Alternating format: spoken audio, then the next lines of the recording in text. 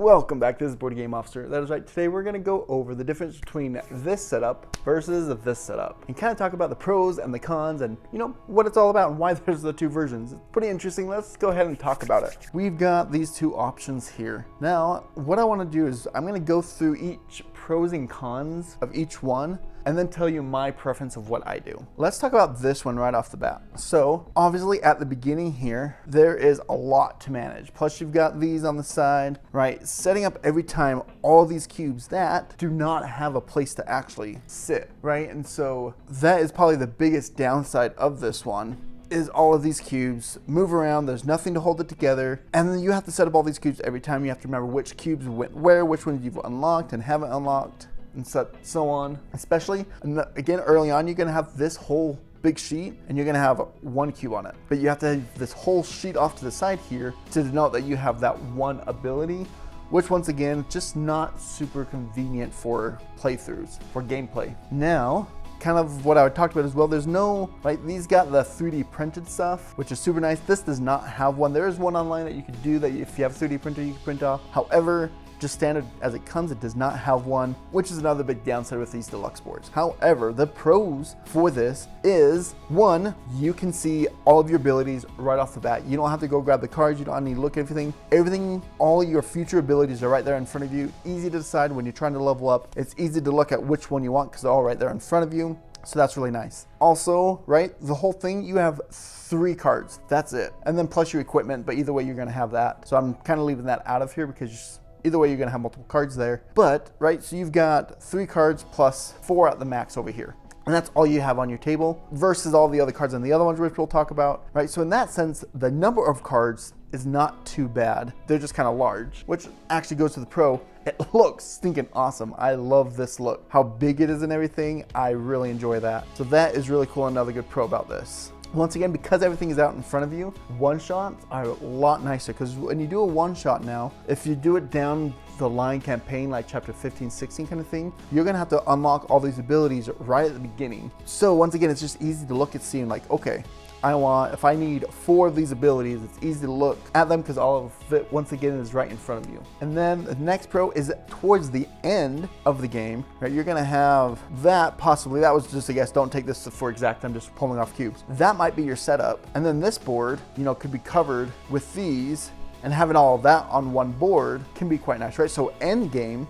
this board can be a lot nicer because it's a lot less setup. You've got, 2, 3, maybe 4 cubes here to cover up, and that's it. And you pull everything out. You've got all your abilities here on one easy sheet to quick and look at. So that is definitely a lot nicer during the end game when more things are unlocked. Now let's go ahead and go on to the standard board. So here we have the standard board. Once again, you'll have your equipment here, but either way, that's gonna be the same. Now, the downside of this is kind of what we already talked about, the cards. The amount of cards that you have to save, all of these, you have to set up each time, putting in their slots. You have to keep track of all these cards. And then not only do you have like, okay, you store this card, but now which one of these do you actually have on that card, right? So storing a lot of cards, this is one during the end game, which is not as good or as convenient just because you have a lot of cards, a lot more setup here. That's not super convenient. Now, this is the number one worst downside is if you do not have these trays. Let me just demonstrate for you. If you do not have these trays, this is what we're looking at here. That is what we're looking at. If you don't have these trays at the end game, you're gonna have to have these on there. And then when you play, you've got some things over here that if you're playing, if you're gotten cubes, you're gonna play them all the way over here, right? You got abilities, you're placing them on the cards there, they get bumped, it move easily. With this, if you do not have these game trays or something else 3D printed, then this is definitely by far not the best way to go.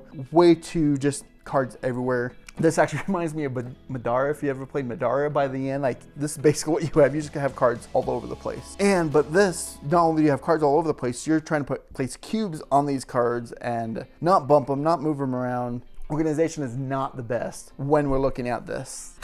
Now, one other negative here is this is just a preference thing, and it's just the way that they made the cards, which makes sense. There's nothing they could do about it, I don't think. But the fact that these extra skills that you have available have to be divided by all of these cards, where I want these out here. So I have all my abilities right here, or my skills right here that I could use, rather than having to look here and jump over here to see what I need, and then jump back over here looking at what I have over here, then jet back over here and jump over here if I want some of these ability skills. Right? I don't like that that's in the way. However, they had to do that because this card is going to be, needs the skill on the right side, because it could also be slotted here. So those have to be on the right side, and these can't be on the right side, or else they'll both be on the right. So they have to be on the left side, unless they had two separate ones, one on each side, but then you have more trays. But anyways, I understand why they don't have it, but it's still just kind of annoying that you have to have that gap right here. Now, let's talk about the pros of the standard. Now, the pros is right off the bat, these game trays. Having these game trays is so nice. Not only for the cards, but also for playing. You got the health little slider on here. You got the cubes that handle the cubes there, so they're not flying all over the place. This game tray is essential. I actually did not back this at first. And then I was like, yeah, I want those.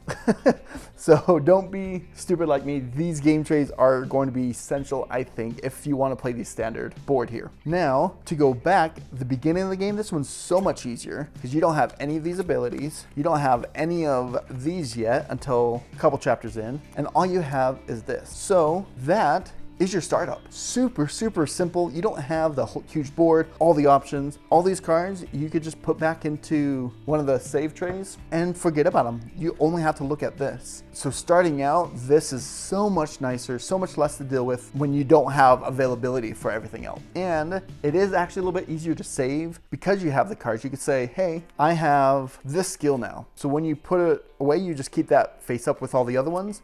Now you bring it out and you know that now I have that skill, right? You don't have to, I mean, it is nice to write it down. I would still advise that, but right, it's a little bit easier to bring it out because you could easily save all the cards that you are active, and then all the cards that you're not active, you could just put them on the side tray or underneath at the bottom or something, right? So saving this style is much easier. And with that, there's 4 class skills, meaning let's say every time I do it, I'm upgrading these 2 skills. Once again, I can leave these in the box for the entire game. If the whole game, I only do these 2, and they could be the only 2 that come out, the only 2 that I need to save and set up. Once again, like I said, the negative is that you don't know which one you have, that you will have to write down, but you have to do that for the other one as well because you just have the big sheet.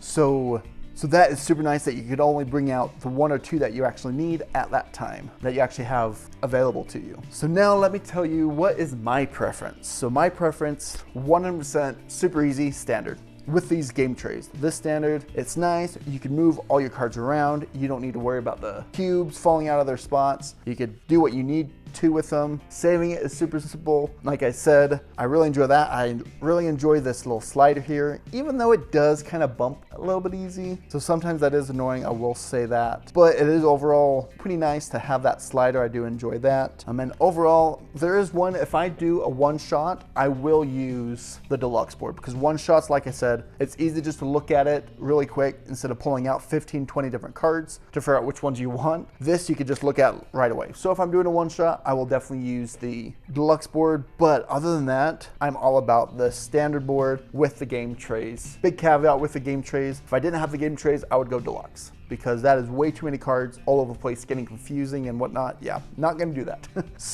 But these game trays make it amazing. And there you have it. That is the standard versus deluxe. Go ahead and click right here. There will be a how to play, and right here will be a start here guide, and I will see you later.